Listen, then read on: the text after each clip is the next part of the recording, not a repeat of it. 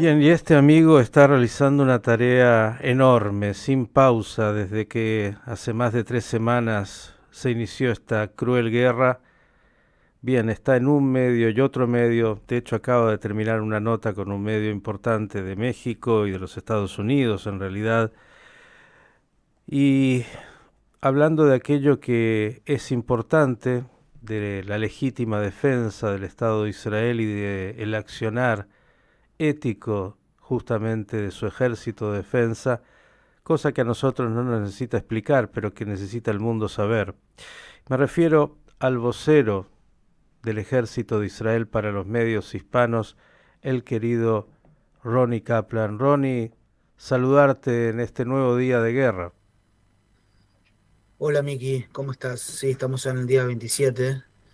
Seguimos trabajando duro dentro de la Franja de Gaza. Ya 27 días de ataques tanto por aire como por mar a los terroristas en la Franja de Gaza. Y desde el día viernes ampliando, extendiendo este operativo terrestre que nos lleva a combates cuerpo a cuerpo constantemente, Miki, con los terroristas. Ronnie, voy a ir a preguntas muy específicas que por ahí en otros medios no te hacen, porque obviamente están mucho más preocupados de los derechos humanos y bueno, el cordón humanitario y todo lo que está muy bien, pero nosotros entendemos el desafío militar enorme que tiene Israel y que están ustedes llevando a cabo. Preguntas concretas que se hace la gente y que vale la pena llevarte y trasladarte. Una, ¿cómo es posible que la franja de Gaza se hayan construido 500 kilómetros de túneles y el Hamas tenga este poderío militar que lleva a estar 27 días combatiendo, todavía casi alguien diría en el inicio de esta batalla, con proyectiles más de 7.500 que ha disparado contra Israel? ¿Qué ha fallado en el ejército y en las fuerzas de defensa para haber permitido que esto se dé? Pregunta que hacen todos.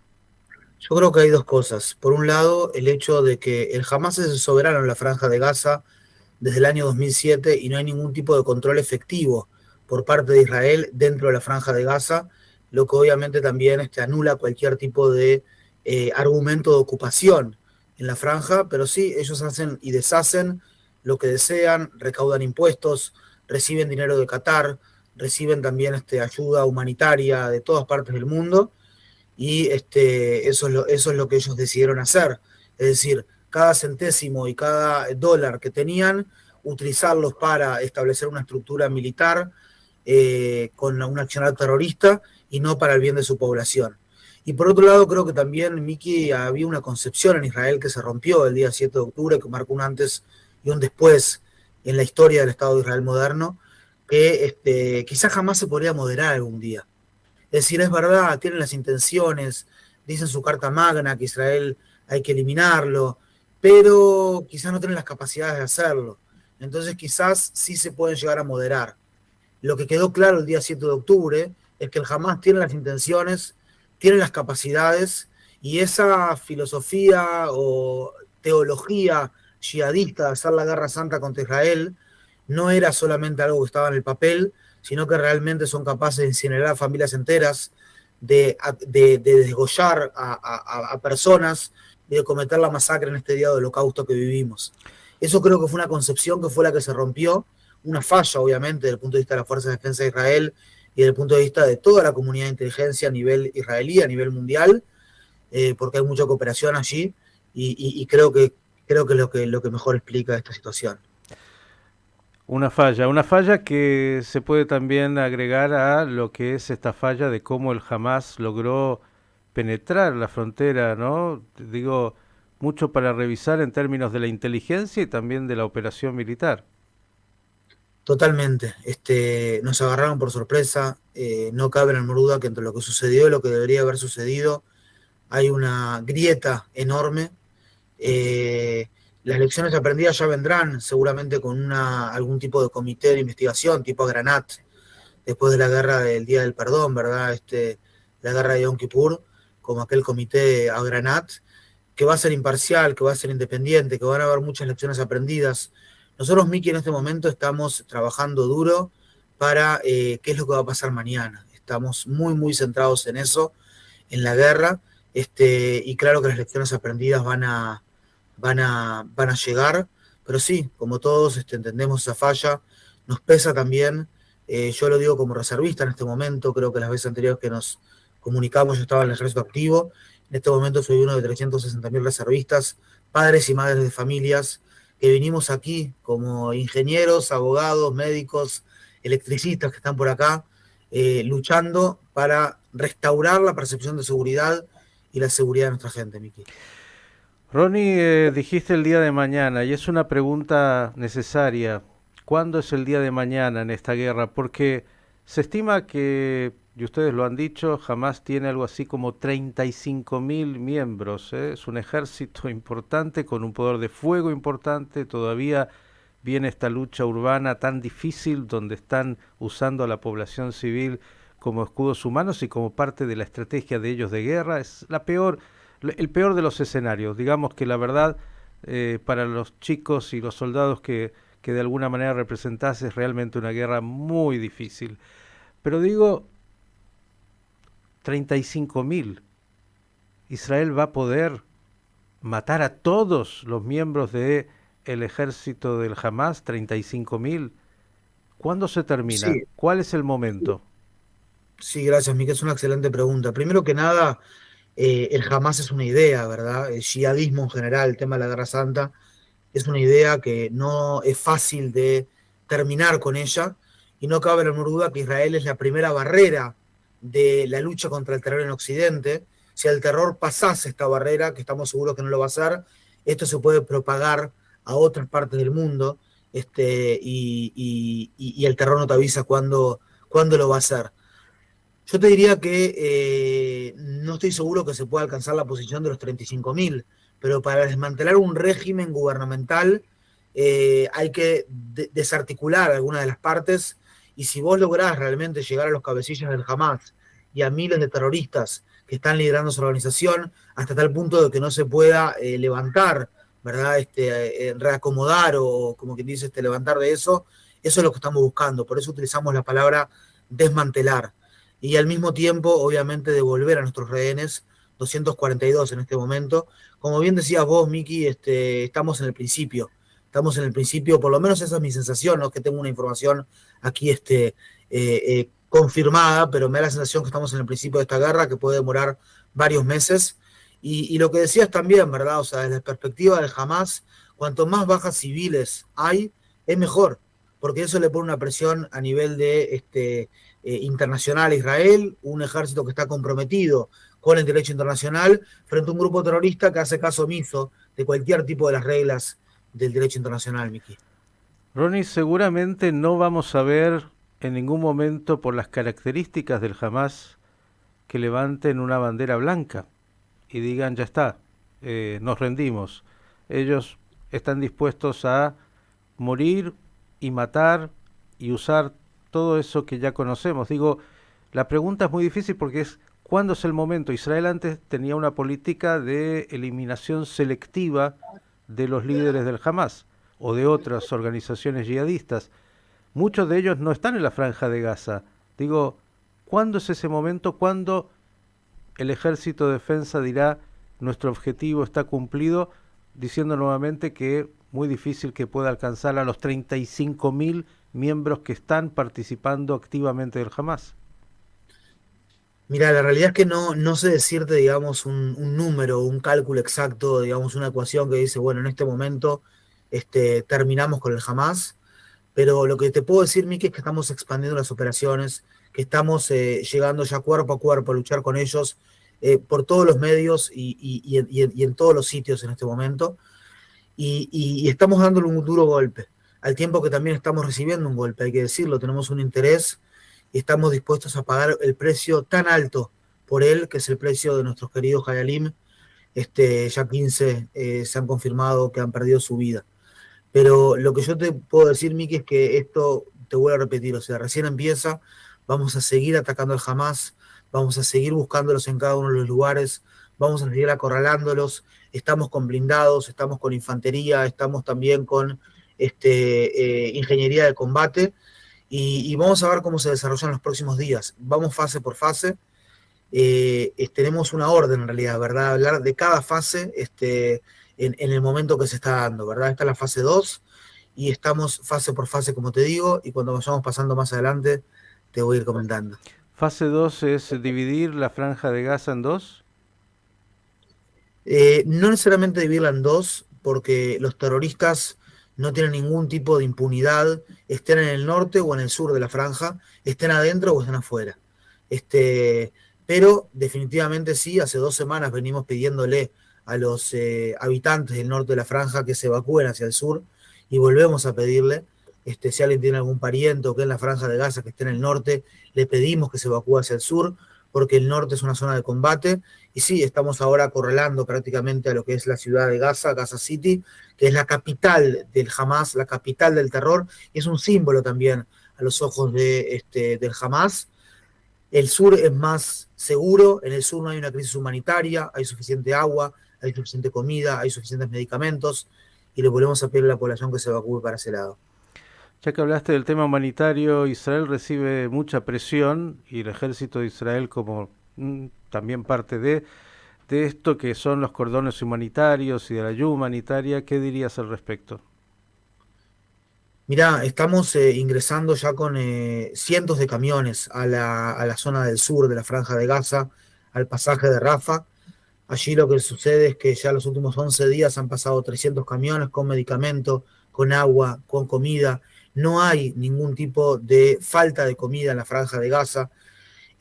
También hay suficiente en este momento combustible, lo que pasa es que lo tiene el Hamas y el Hamas lo raciona de la forma que él lo raciona. No es una casualidad que los médicos de los hospitales dicen nos quedan 24 horas de combustible y hace 27 días están así, pero no se termina el combustible porque jamás tiene suficiente combustible.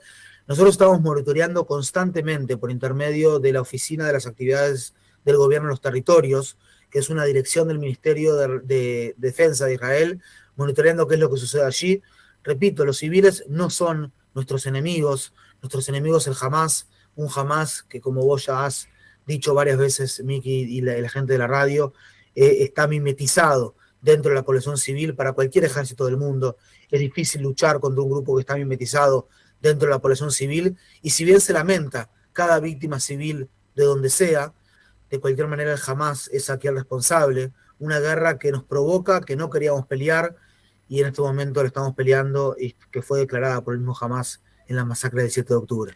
Ronnie, tienes la responsabilidad de informar a los medios hispanos de lo que es esta guerra tan difícil. Y uno recibe informaciones de todo tipo, ¿no? Y los medios, por un lado la que les brindas y por otro lado la que brinda el Hamas. Digo, ¿cuán creíble es esa información? Sobre todo, por ejemplo, en los números. Las fuentes de los números hoy hablaban ya de 8.500 muertos civiles, siempre son civiles. Digo, y las imágenes que vemos, entiendo, no son cobertura libre que realizan periodistas dentro de la franja, sino que es lo que el Hamas difunde. ¿Son creíbles esos números? ¿Son creíbles esas imágenes? La realidad, Miki, es que en todas las operaciones, en este caso es una guerra, pero en todas las operaciones que a mí me tocó servir aquí en las Fuerzas de Defensa de Israel en los últimos 18 años, siempre estaba el tema de que jamás tiene un número, dice no, es el Ministerio de Sanidad de la Franja de Gaza, que en realidad es un ministro del Hamas, que es un grupo terrorista tanto en su brazo gubernamental como en su brazo militar, es la misma cosa. Entonces, ese número pasa a las organizaciones internacionales y rápidamente pasa a la prensa occidental de una manera casi como directa, como quien dice, ¿verdad? Yo no recuerdo ningún conflicto que tuvimos contra el Hamas en la Franja de Gaza, que después de 2 o 3 semanas el número no fue completamente distinto para abajo, y además también un número que incluía muchos hombres de 17 a 35 años, que es el estrato central de los terroristas del Hamas. Lamentablemente nosotros como Tzal, como Fuerzas de Defensa de Israel, no tenemos en este momento un número que podamos contrarrestar, es algo que estamos pidiendo constantemente a la inteligencia, no tenemos ese número para contrarrestar, pero sí que hay que ponerle un gran signo de interrogación a cualquier tipo de número o de información que pase el Hamas, no solamente en los números, sino constantemente. Lo veíamos, por ejemplo, el otro día con el día 17 de octubre, con el hospital Al-Ahli, el Hospital Bautista, que jamás rápidamente identifica que es un cohete de la Ciudad Islámica Palestina, sus socios, sus amigos, su pacto allí dentro de la Franja de Gaza, y saca una campaña mundial para decir que fue Israel, cuando el mundo de alguna manera anti-israelí se dio casi que, perdón por la expresión, ¿no? Pero un festín se hizo prácticamente, diciendo que Israel atacó un hospital, y a las 3 horas salimos nosotros, un poquito tarde, hay que decir la verdad, diciendo que no, que fue un cohete de la Ciudad Islámica Palestina, y luego gran parte de los medios nos pidieron perdón. Pero sí es constante en mi labor el tener que desmentir todo tipo de mentiras que el Hamas está diciendo de una forma u otra, prácticamente a nivel diario, en lo que es parte de esta campaña de terror psicológico, que incluye a los rehenes, etcétera. Las organizaciones internacionales que reciben esa información por parte del Hamas, ¿la chequean o simplemente si lo dice el Hamas es la verdad? Yo no conozco algún tipo de chequeo en ese sentido. Es verdad, muchas veces en los canales me dicen, no, pero esto lo dijo tal organización internacional, pero sí, es exactamente lo que dijo Hamas. Yo no veo un chequeo que sea fiel desde ese lado, pero también nosotros como Fuerza de Defensa de Israel tenemos también ahora la materia pendiente de poder también traer esos números. Y repito, Miki, esto no te lo tengo que decir a vos obviamente, pero para toda la audiencia, que sé que cada vez es más grande en Radio High, cada uno de los objetivos que alcanza Israel es un objetivo militar y hacemos enormes esfuerzos para disminuir los daños a civiles no involucrados en el conflicto. Muchas veces tenés edificios que aparentemente son civiles, pero tienen una infraestructura militar adentro, qué sé yo, un cuarto de comando y control, donde tienen un depósito de cohetes o distintos tipos de infraestructuras militares. Entonces todo ese edificio se transforma en algo legítimo, según el derecho internacional humanitario. Pero acá, Miki, te voy a decir alguna cosa acá para Radio High, ¿no? Que estoy jugando de local, como quien dice. No es solamente un tema de derecho internacional, es un tema de moral. Somos el ejército de padres y madres de familia. Somos gente, un país que ha construido el futuro de la humanidad en muchos ámbitos, que ha transformado el desierto en campos florecientes, que se ha transformado en un pionero en ciencia y tecnología, y estamos luchando contra los destructores. ¿Qué construyó Hamas? ¿Qué construyó el Estado Islámico? ¿Qué construyó, qué sé yo, qué construyó Al Qaeda? ¿Han escuchado lo que ellos hayan construido?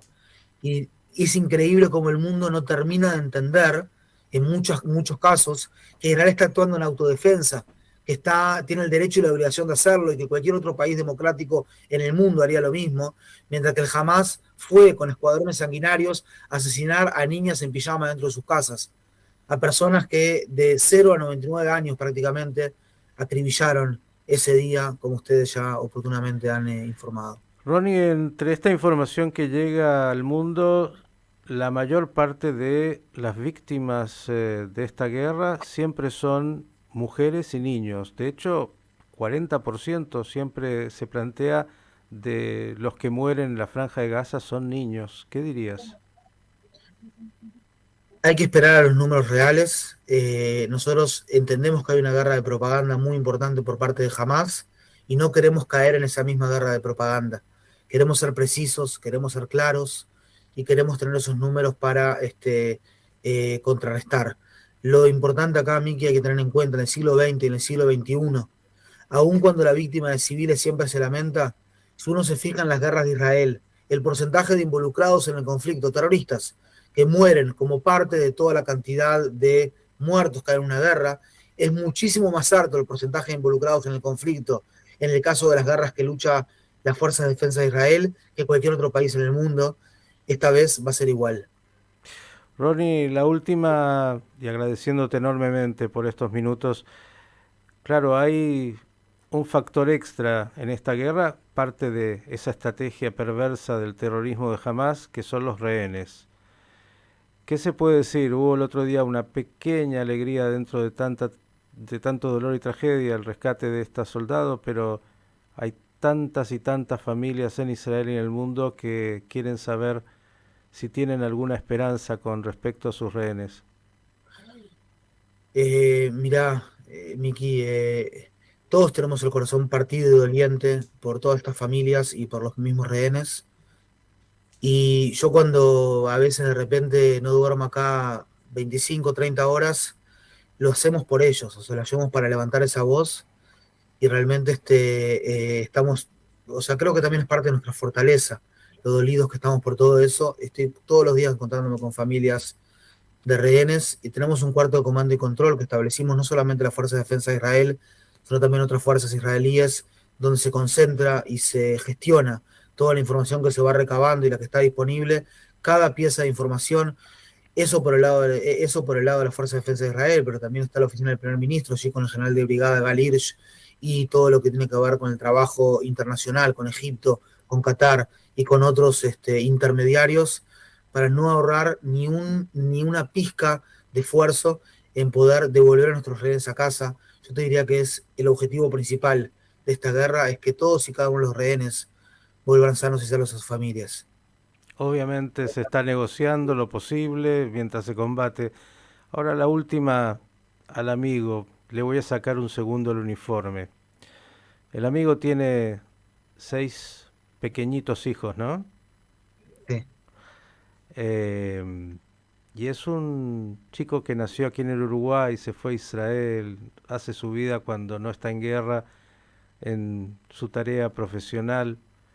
¿Cómo se hace para ir a los lugares donde estuviste viendo el horror, estar metido en el horror de la guerra, ver chicos y familias destruidas y seguir adelante con esa entereza contestándole a un mundo incluso que tantas veces te culpa a través tuyo al ejército de, bueno, crímenes de guerra y horror? Básicamente, Miki, es mi propósito. Y vos sabés que el propósito de la vida es vivir una vida con propósito.